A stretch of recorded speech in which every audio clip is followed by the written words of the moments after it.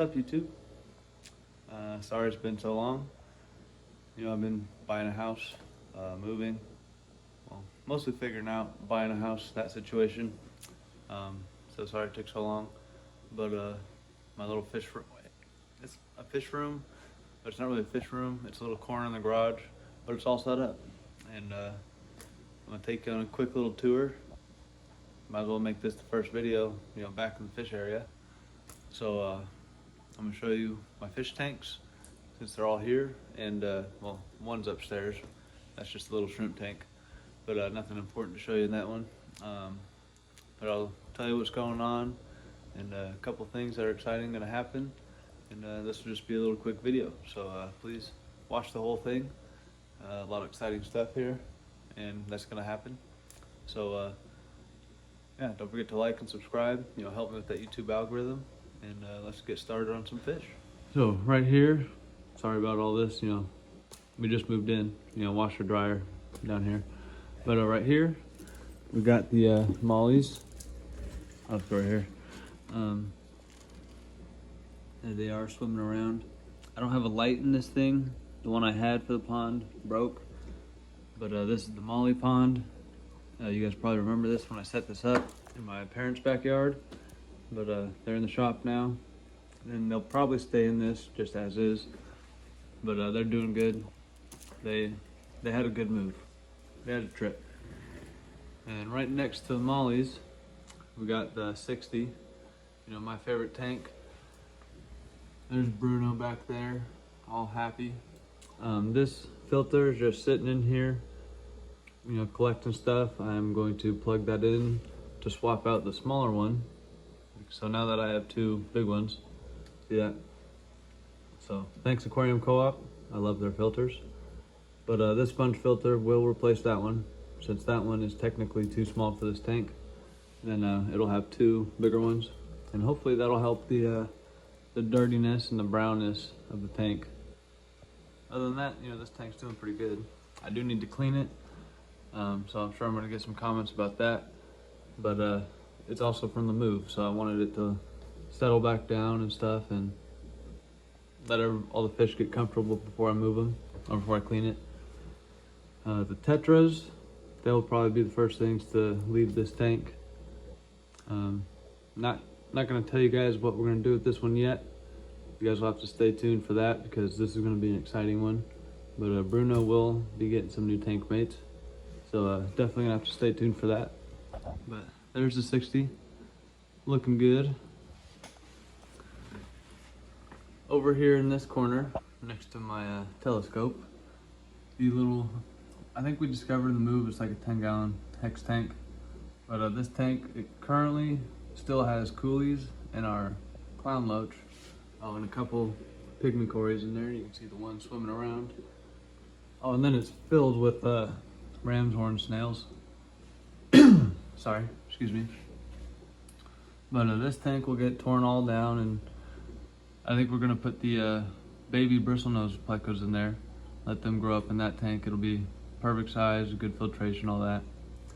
But that's pretty much all that tank's gonna be. Nothing but just plecos. Next to the hex tank, we have the big 100-gallon. You guys hopefully remember this from, it was in the backyard gazebo outside. Well, this tank is now inside, and it is already looking so much better than it was outside. The wood cats are still in here somewhere. I couldn't find them. I tried before starting to record the video, but oh, there's one. See him back there? Just sleeping. They do like to sleep on the heaters. Where the other one is, I'm not too sure. Yeah, I don't know. This tank though, first thing we're probably gonna get for this tank is a couple rope fish. I would like to get rope fish and bashirs since the tank's big enough. I do not know if those two can go together. Anybody out there watching this? If you know if bashirs and rope fish can go together, please let me know. I am very curious, and I would like to have that. We might get some angels in this tank. The tetras from the 60 might end up in here.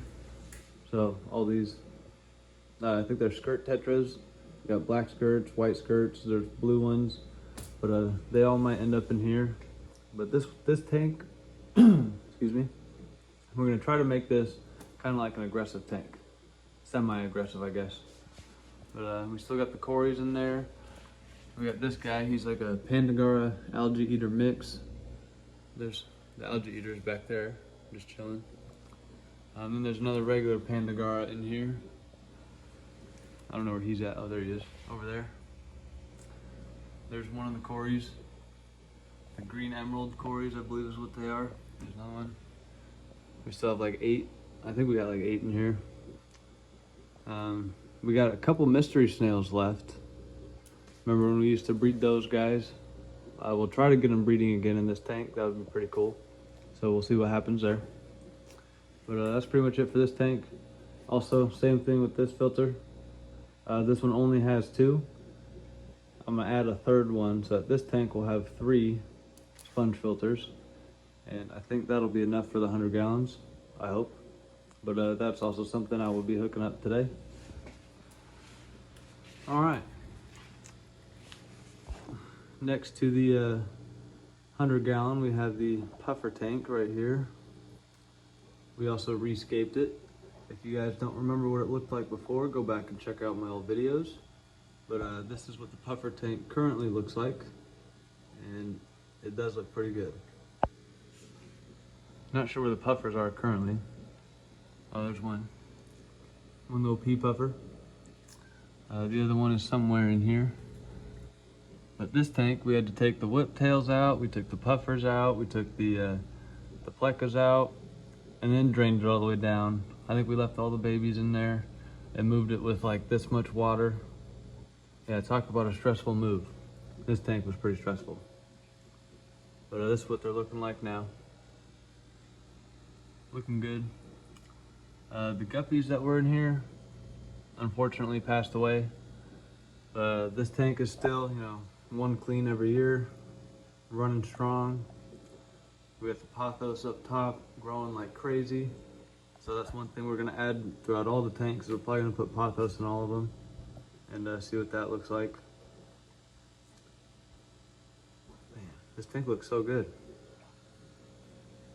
This is the first time this tank looked as good on camera as it does in person too. I just want to say that. Those rubber bands used to hold those plants out. I need to take those out before the fish eat them. Other than that, that's pretty much all there is to this tank. Oh, there's the other puffer back there. Here he is. There's both of them. We might get a third one. I don't know. Let me know in the comments if we should get more puffers. So moving on, next to that tank, got one of my fishing reels right there. So this just has both of these tanks actually. This is a 20 gallon, this is a 10. This one here is where we're going to start breeding our white and orange guppies.